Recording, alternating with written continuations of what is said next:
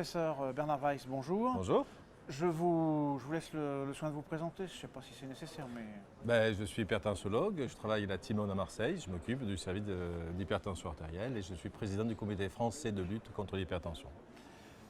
C'est pas tout à fait par hasard que je vous ai demandé de venir répondre à quelques questions parce que hier j'ai noté dans votre présentation un aspect très intéressant qui est une approche particulière sur l'inobservance des patients. Est-ce que vous pouvez nous en dire déjà quelques mots?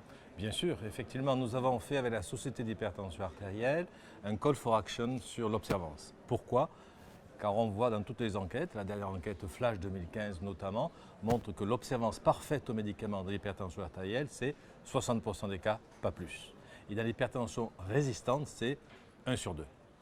Et donc, nous sommes aperçus qu'il fallait trouver des outils adéquats pour améliorer l'observance. D'abord, sensibiliser les gens au diagnostic. Et là-dessus, à partir des enquêtes flash, on a eu 2 idées. Une très simple de faire une échelle visuelle analogique, EVAL-OPS, qu'on peut télécharger sur le site du comité français de lutte. D'ores et déjà? D'ores et déjà, il est online. Et cette échelle permet de visualiser le patient, va montrer le nombre de médicaments entre 0 et 100% qu'il prend. Et ça permet d'initier le dialogue et de dire, voilà, vous le prenez bien, imparfaitement, etc. Il y a une deuxième évaluation qui est Flash Observance, qui est en fait un outil pour savoir quel est le patient le plus inobservant. Grossièrement, c'est le sujet jeune, plutôt masculin, et plutôt qu'il y a plusieurs médicaments, il va faire le choix de ces médicaments et ce n'est pas toujours le médicament de l'hypertension qu'il prend. Les associations fixes, donc... Tout à fait, effectivement. Après, il y a des outils simples qui permettent de dire aux patients et aux médecins et aux pharmaciens, on n'a pas oublié le pharmacien et l'infirmière dans ce call for action, eh bien, de discuter avec son patient des effets secondaires, de donner le côté pratique des médicaments, les associations fixes. Et puis ensuite, lorsque l'hypertension résiste, lorsqu'elle est compliquée, 3 médicaments et plus, on s'est aperçu dans l'étude DNR-HTN que là, c'était bien 1 sur 2 patients qui ne prenaient mal ou pas du tout le médicament lorsqu'on dose ces médicaments dans le sang. Donc, l'étape pour 2007, c'est au niveau des centres experts français, mettre en place le dosage des médicaments pour les hypertensions résistantes. Il y aura un médicament par classe thérapeutique qui nous permet d'avoir le diagnostic certain. Une fois que le diagnostic est fait, effectivement, il faut amener les gens à se traiter. Et là, le travail pilote d'Alexandre Persu en Belgique nous a bien montré que certaines personnalités, le profil psychologique des hypertensions résistants était particulier. Et là-dessus, on va travailler avec Alexandre et mettre au point en France, au niveau des centres experts de la Société française d'hypertension artérielle, un travail collaboratif pour chercher effectivement quel est le profil psychologique de ces patients et bien sûr améliorer leur observance. Et quand on dit dosage de médicaments, ça effraie toujours un petit peu. On est dans une démarche académique, mais qui servira de base après à quelque chose de plus pratique, je suppose. Tout à fait, parce qu'on peut le faire qu'une fois. Oui. D'abord, il faut l'accord du patient. Une fois qu'on le fait une fois et qu'on voit qu'il est mal observant, il va avoir l'effet brosse à dents, c'est-à-dire qu'il va reprendre ses médicaments avant de venir nous voir.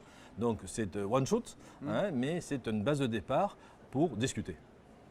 Et est-ce que donc ce travail est un travail prospectif qui commence? Oui. Il est déjà en place? Il commence, on en va finir aujourd'hui le papier qui sera publié dans la presse médicale et on a une réunion de travail en février pour aller plus loin.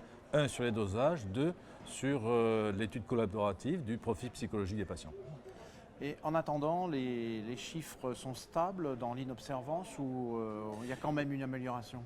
Il n'y a pas vraiment d'amélioration en sachant que c'est plutôt les jeunes, les femmes sont plus observantes, c'est plutôt les gens qui ont beaucoup de médicaments et c'est plutôt les gens socio-économiquement défavorisés.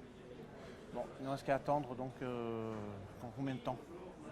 Je pense que l'objectif, c'est que fin 2017, cette année, on puisse avoir cet outil de dosage et avoir mis en place l'étude sur le profil psychologique qu'on va faire en collaboration avec un psychiatre. Et Jacques Centre aura une thématique avec un binôme hypertensiologue-psychiatre pour aller un peu plus loin dans l'approche et dans l'abord de ces patients et dans la communication avec ces patients.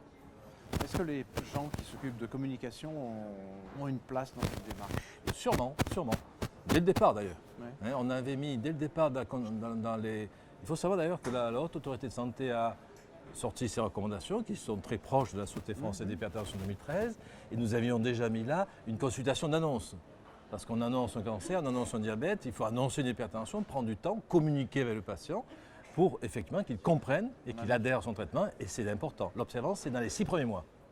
une annonce d'une maladie chronique en fait. Une annonce d'une maladie chronique, d'un traitement à vie, avec le pourquoi, le comment, les effets secondaires, en parler avec son médecin et digérer ce diagnostic qui est un diagnostic difficile. Bon, quelques données pour les prochaines journées européennes alors? Oui, Bon. sûrement. La suite à l'an prochain. Alors rendez-vous. Très volontiers. Merci beaucoup. Merci.